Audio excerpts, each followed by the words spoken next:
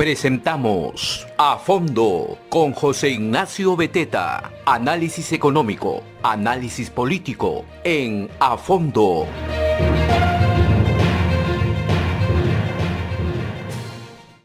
Muy buenos días, soy José Ignacio Beteta y esta es una nueva edición de A Fondo, entrevistas. Vamos a estar ahora en unos segundos con Carlos Anderson, congresista electo por el partido Podemos, conversando de varios temas, diversos temas. Pero digamos, empezamos la mañana otra vez con este empate técnico. Ayer empezamos la mañana con el empate técnico, hoy empezamos con el empate técnico. Y casi en la misma situación, porque más allá de los votos que vienen del extranjero, están ahora las variables de las actas elevadas al Jurado Nacional de Elecciones, entre las cuales hay muchas actas impugnadas, y entre las cuales hay miles de votos en juego. Y esas actas elevadas al Jurado Nacional de Elecciones, que tienen muchas razones para ser elevadas, son procesadas después, o sea, son procesadas poco a poco por jurados especializados. Entonces, señoras y señores, no hay forma de saber en este momento quién ha ganado. De conteo rápido, yo como ganador a Pedro Castillo, y suele ser, históricamente, que el conteo rápido ya no varía, pero hemos conversado nosotros de este programa con los estadísticos, con el mismo equipo de Ipsos, y la respuesta de ellos ha sido muy clara, y se las puedo transmitir porque no es ninguna insinuación, ninguna, digamos, afirmación irresponsable. El número de actas impugnadas, el número de actas elevadas a GNE ha sido tan alto, históricamente, nunca antes visto, que realmente eso sí puede mover la aguja de ese conteo rápido, la aguja en el sentido, ¿no?, de hacia dónde va la aguja, ¿no? Y el margen de error del conteo rápido es de 1% y la diferencia era de 0.4. En el medio, entre el boca de urna en el que gana Keiko y el conteo rápido de Ipsos, en esas 4 horas, 3 horas, 4 horas, recuerden ustedes que los personeros siguen trabajando y el personal de la OMPE sigue trabajando. Y ahí es donde empiezan a aparecer las impugnaciones y todas estas variables. Entonces, la cantidad de impugnaciones, dónde fueron elevadas o impugnadas las actas, quién las elevó, quién las impugnó, sí puede ser un hecho que cambie el destino de la votación. Y les digo esto ¿por qué? No porque quiera incitarlos a decir que va a ganar Keiko o que va a perder Castillo o que va a ganar Castillo, no, sino para que de verdad entiendan que nada está dicho y que justamente hablar de fraude no le conviene a ninguno de los dos, porque en el hipotético caso de que gane Keiko, ¿no?, que es posible que gane Keiko aún, ¿no?, va a estar manchada, digamos, su victoria por, digamos, las afirmaciones y por los trascendidos. Y en el caso de que gane Castillo, ¿no es cierto?, Cerrón también ha estado hablando de eso. Entonces hay que tener mucha calma porque realmente puede ganar cualquiera. Las probabilidades siguen siendo mayores para el señor Pedro Castillo, pero en este momento puede ganar cualquiera. Dicho eso, vamos a conversar ahora sí con Carlos Anderson. Carlos, ¿cómo estás? Hola, muy buenos días. Muy buenos días, nos acompaña el director de Fondo. Por si acaso, así que me he tenido que parar un ratito. Está perfecto, se ve muy bien, ¿qué tal? A ver, tus primeras impresiones antes de hablar de algunos temas económicos rápidamente. ¿Cuáles son tus primeras impresiones de estos días, de esta resolución aún pendiente? Bueno, mi primera reflexión es que tenemos que realmente educarnos en democracia. Y eso implica entender que participar en un proceso democrático conlleva el riesgo de perder, ¿no? Y que lo democrático es aceptar que efectivamente uno perdió, ¿verdad? Ahora, todavía nadie, mejor dicho, la autoridad, ¿no?, la institución que está encargada de determinar quién ganó, quién perdió, no se ha pronunciado de manera definitiva. Así que todavía no hay ganadores, todavía no hay perdedores, ¿verdad? Entonces, a mí me parece profundamente irresponsable, ¿no?, que ambos, porque es ambos, apenas se conoció, recuerdo no sé si era el boca de urna, desde Perú Libre empezaron a decir fraude, hubo vigilias, marchas de inmediato, ¿no es cierto? Y ahora que pareciera que se ha volteado la tendencia y todo lo demás, vemos a la plana mayor del fujimorismo también diciendo, no abiertamente que ha habido fraude, pero que bueno, que hay indicios de fraude en mesa.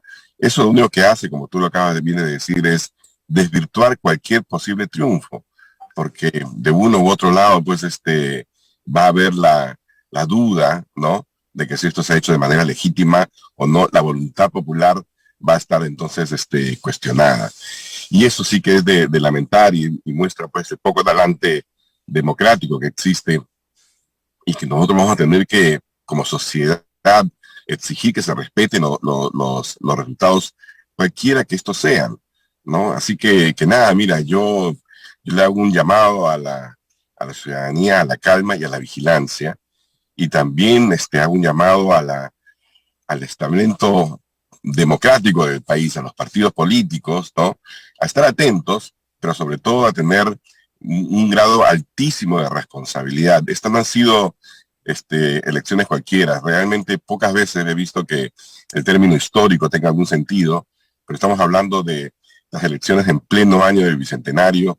Estamos llegando más o menos como llegamos en 1821 a la independencia, divididos, cuestionados, sin estamentos democráticos firmes, ¿verdad? Así que, nada, mira, 200 años no pasen en vano. Yo espero que esta vez los peruanos nos pongamos a la altura de las circunstancias y aprendamos a vivir en democracia. Y que quien pierda entienda que perdió en buena lid, según lo que nos dicen los observadores internacionales, todos ellos han dicho, bueno, esto ha sido normal, o sea, en toda elección hay, pues, imagínate, de miles de meses hay una, dos, tres, qué sé yo, un número normalmente mínimo de incidencias. Eso pasa hasta en los Estados Unidos, ¿no? Que es supuestamente la cuna de la democracia moderna, ¿no? Entonces, nada, eso, un llamado a la calma y a respetar los resultados del ente oficial, ¿no? Que en este caso es la OMP. De acuerdo. Ahora, Carlos, entrando un poco antes de entrar al tema económico, un tema político previo. Cuando uno analiza ya el desenlace, en este momento, la situación, digamos, es inestable. El dólar ya subió, digamos, hay mucha incertidumbre. Yo creo que estos 2 días han sido muy poco productivos porque un montón de profesionales se han dedicado a contar votos en la página de la OMP antes que trabajar.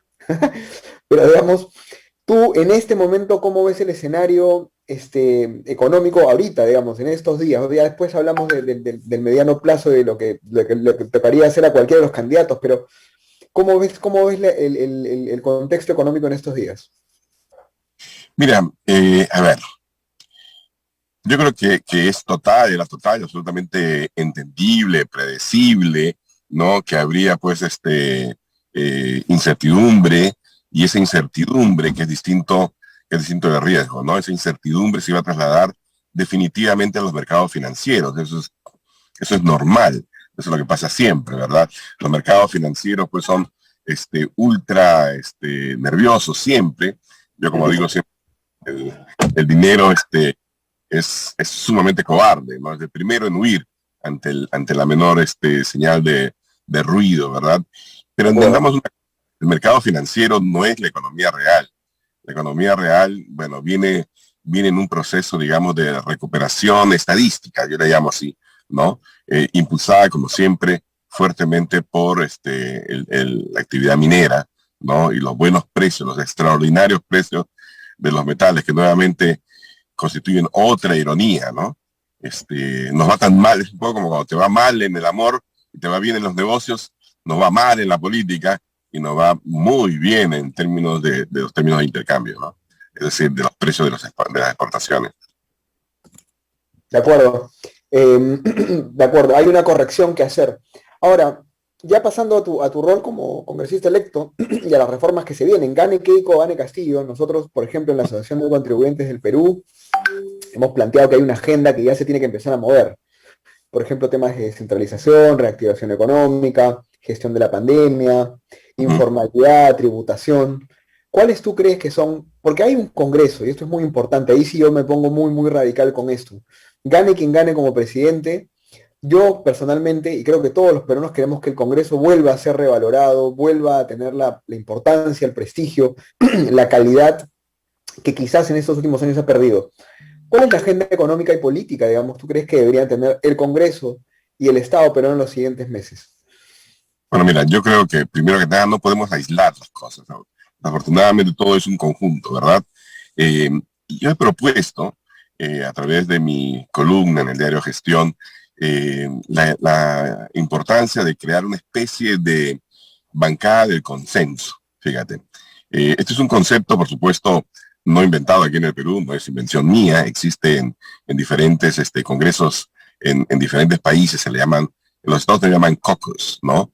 O sea, la idea, por ejemplo, de que congresistas de diferentes partidos, pero que tienen un grado, digamos, de entendimiento o de acuerdo acerca de ciertos factores fundamentales, ¿verdad? Deciden tener esta especie de unión no formal, ¿verdad?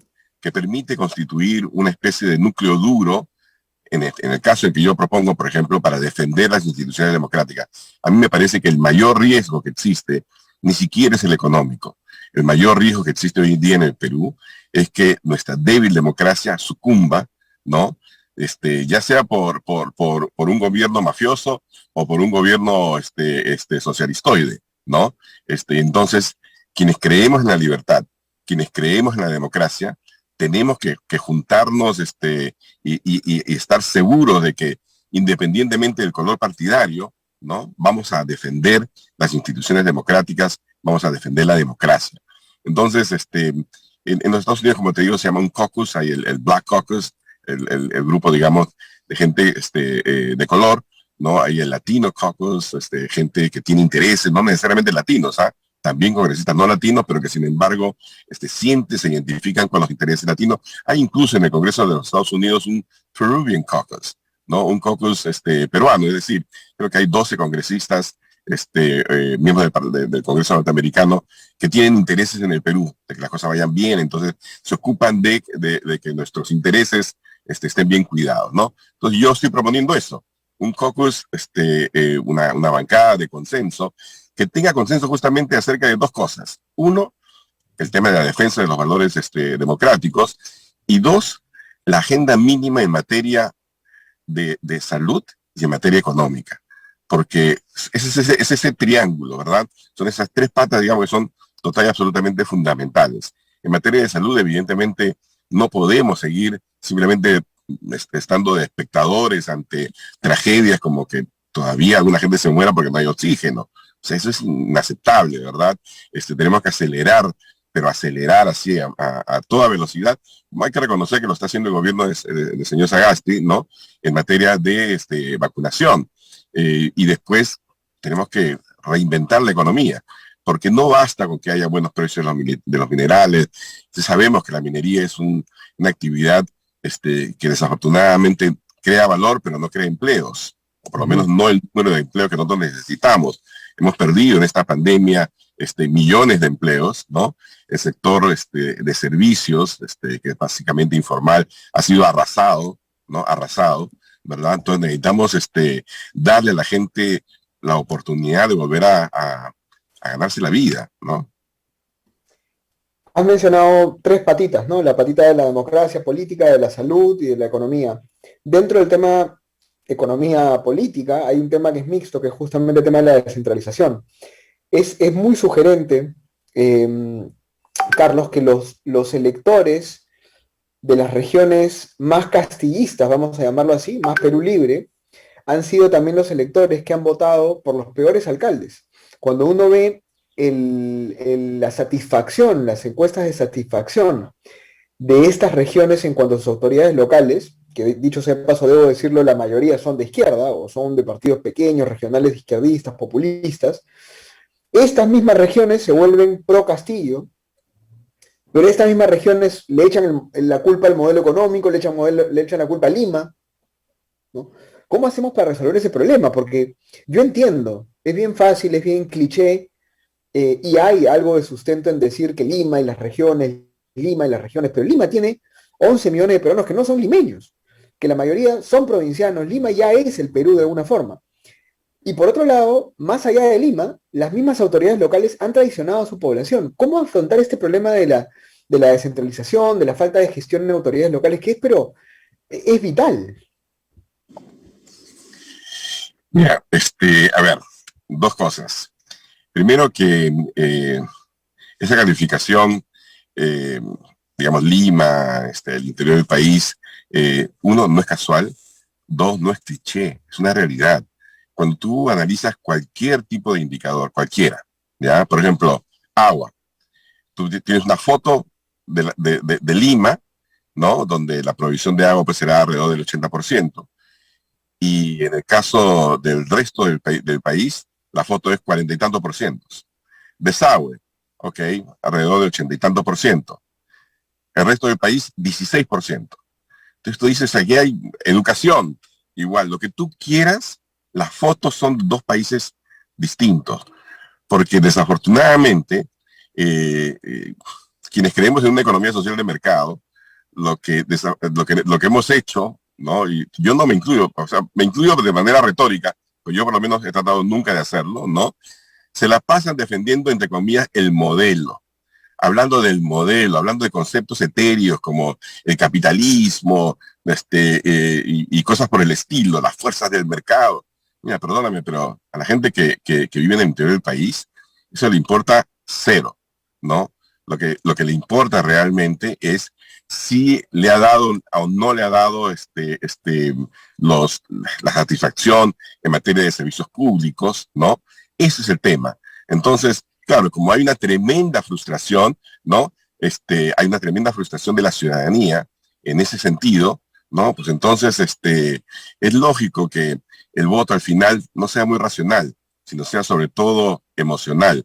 Y allí también quienes defendemos ideas, ¿no? de economía social de mercado, digamos, de un capitalismo moderno, etcétera, hemos fracasado, ¿no? Hemos fracasado en materia de hacer una conexión emocional, ¿no? Tú lo ves, o sea, la señora Fujimori, por ejemplo, se la pasó realmente tratando de comprar votos, diciéndole, te doy bono por esto, te doy bono a ti, allá, aquí, bono, plata, plata, plata, etcétera.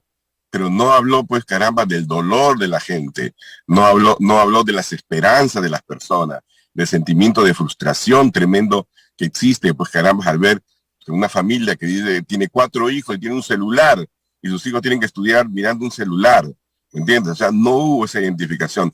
Hay una tremenda incapacidad, creo yo, desde el lado de la derecha, centro, derecha, etcétera, de hablar de manera humana, ¿no? De tener ese tipo de conexión. Y por eso que es tan fácil que otros, ¿no? Que se la pasan hablando así, y que sí tienen esa conexión, pero no tienen ni el entendimiento correcto del problema, ni tampoco las soluciones, sean lo que sean elegidos, una y otra vez, ¿no?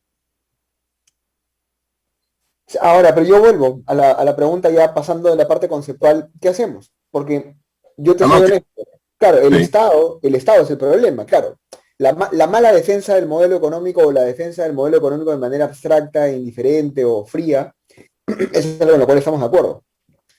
Y definitivamente también estamos de acuerdo en que el izquierdista, vamos a llamarlo así, el socialista, tiene esta narrativa romántica, pero no tiene las soluciones adecuadas. ¿Cómo hacemos? ¿Qué propondríamos? ¿Cómo podemos hacer para que este problema, Lima provincia, descentralización, gestión local, no sea este elefante en la sala, ¿no? Bueno, mira, es un tema que no vamos a solucionar de la noche a la mañana, pero creo que la respuesta es tan evidente, ¿no? Tenemos que reformar el Estado, tenemos que hacerlo, o sea, convertir a un paquidermo, ¿no? En una especie de tigre de Bengala, ¿verdad? Tenemos que darle agilidad, tenemos que darle propósito, ¿verdad? Pero eso pasa cuando el de arriba, cuando hay liderazgo político, ¿no? O sea, cuando hay liderazgo político, yo lo he visto, porque yo he sido presidente de ese plan, así que conozco algo del sector público, ¿no? Es impresionante. Cuando el presidente quiere algo, todo el mundo se mueve. Pero si no le interesa mucho un tema, el resto está en cualquier cosa, ¿no? Así que 1. 2, tenemos que, por supuesto, profundizar los esfuerzos de educación en democracia, de educación en el sentido más amplio, educación financiera, por ejemplo, para que la gente entienda, ¿no? Que si te ofrecen, pues, pensión a partir de los 60 años, y un montón de otras cosas más, ¿verdad? Y no te dicen, ¿y de dónde van a sacar los recursos? Es porque probablemente te están mintiendo, ¿no? Entonces, necesitamos ese tipo de educación. Y necesitamos también políticos diferentes, necesitamos políticos que a pesar de su capacidad técnica puedan hablar con sentimiento, puedan hacer ese tipo de conexión emocional, ¿no? Yo recuerdo, fíjate, cuando era muy joven y empecé a escribir, tenía 22 años, 22 años, algo por el estilo, de que yo no era pues tan economista porque yo escribía en sencillo, ¿no? Y yo decía, pero si de lo que se trata justamente es que la gente se entere, ¿verdad? Ahorita, por ejemplo, no sé si notas que hay unas interrupciones, porque me están llamando de Mujeres al Mando, ¿no? Yo voy a ir a Mujeres al Mando en Canal 2 para hablar sobre el tema del dólar, de los precios, para darle un poco de calma a la ciudadanía, ¿verdad? Porque aquí pues se han generado muchos mitos, muchos miedos, ¿verdad? Algunos economistas me dicen, oye, pero tú ¿cómo vas a esos programas? Digo, ¿y qué tiene? ¿Qué tiene de malo? Al contrario, creo que más de ustedes o más de nosotros deberíamos ir a estos programas porque nosotros sí sabemos más o menos de lo que estamos hablando, ¿verdad? Y la ciudadanía tiene el derecho de informarse de gente que sepa de lo que está hablando. Así que eso es, ¿no? Una tarea grande en la que todos estamos, así que yo te voy a tener que dejar ya porque me están reventando por ese lado, me están esperando ahorita en Frecuencia Latina, así que a los oyentes les digo, después cambien de canal y me van a ver igualito. Muchas gracias por tus comentarios, seguramente te invitaremos de nuevo para seguir conversando. Además tú tienes un proyecto de ideas y de pensamiento que ahora por tu tarea congresal lo vas a tener que, digamos, moderar, o calculo que alguien se va a hacer cargo de eso, pero espero que sigas en el debate de las ideas, porque es muy, muy importante que no solamente se hable de política partidaria y de cosas prácticas, sino también de ideas. Las dos cosas son importantes, la gestión y las ideas, ¿no? Muchas gracias, Carlos. Nombre de ideas. Creo que no podría existir sin ellas. Así que ahí nos vamos a encontrar, José Ignacio. Muchísimas gracias por invitarme. Gracias a ti, mucha suerte. Bueno, efectivamente, ya en los últimos minutos que nos quedan del programa, esta es la conclusión, fíjense. La falta de gestión del Estado, los problemas de gestión del Estado, los problemas de gestión de las autoridades locales, queridos amigos. Ustedes que están en provincias, desde Cajamarca hasta Puno, y que han votado por Pedro Castillo molestos porque supuestamente hay una indignación. Su indignación es contra el Estado. Pero ese Estado está representado en primer lugar en sus autoridades locales, en el alcalde. No, José Ignacio, es que el alcalde dice que Lima no le manda la plata. Puede ser, pero a veces también el alcalde no usa bien la plata. Y esa relación entre el Estado como gobierno nacional y el Estado como gobierno local es lo que se tiene que resolver. ¿Por qué digo esto? Porque ustedes han votado el domingo, muy probablemente, por un candidato que no ha hablado nunca de esto. Que lo que ha dicho ha sido los ricos, las grandes empresas, las transnacionales, la pobreza, la justicia, como dice Carlos, esa narrativa romántica que efectivamente llega a tus sentimientos, amigo, pero no te da ninguna solución. ¿Tú crees que robándole la plata a los ricos, el Estado te la va a dar a ti? ¿Tú crees que haciendo que las empresas transnacionales tengan más controles, paguen más impuestos, tú crees que se van a quedar en el Perú? ¿Tú crees que haciendo, digamos, que el Estado sea más grande, haya más funcionarios, más burocracia, tú crees que eso va a arreglar los problemas, cuando justamente el problema está en la burocracia del Estado? Tú has votado, si es que has votado por el señor Pedro Castillo, por un candidato que va a agrandar el Estado, que va a traer más problemas para las empresas y que en ningún momento ha planteado soluciones concretas, reales. Obviamente, del otro lado, teníamos una candidata, como bien dice Carlos, que no ha sabido, ¿no es cierto?, conectar con las necesidades de la población, que no ha sabido llegar a esos niveles. Pero acuérdense de esto, y con esto ya termino. No se crean el cuento. ¿Cuántas ONGs, cuánta gente hay en sus pueblos, en sus ciudades, contándoles todos los días el cuento de que los ricos son malos, la riqueza es mala? Y claro, como ustedes probablemente se sientan aislados, se sientan relegados como provincia, caen en ese cuento, caen en esa historia. Es una mentira. Todos necesitamos oportunidades de desarrollo, pero hay que pagar impuestos. Todos tenemos que pagar impuestos. Todos necesitamos oportunidades de desarrollo, pero cada quien se tiene que ganar la plata con el sudor de su frente, no robársela a alguien, ni quitársela ni a los ricos ni a las empresas. Todos tenemos que tener igualdad de oportunidades de desarrollo, pero necesitamos menos Estado burocrático y más Estado eficiente, como decía Carlos, un Estado que sea no un elefante, sino un tigre de Bengala. Así que nada, bien, ya todo está hecho. Esta es una batalla en la cual ya se están peleando los votos en la mesa, se están peleando los votos que llegan del extranjero, ya no está en nuestras manos el futuro del país, ya votamos. Ahora hay que hacernos cargo de nuestras decisiones y entender cuáles son esas soluciones que necesitamos. Muchas gracias y nos vemos mañana otra vez en A Fondo. Un gusto estar con ustedes. Hemos presentado A Fondo con José Ignacio Beteta.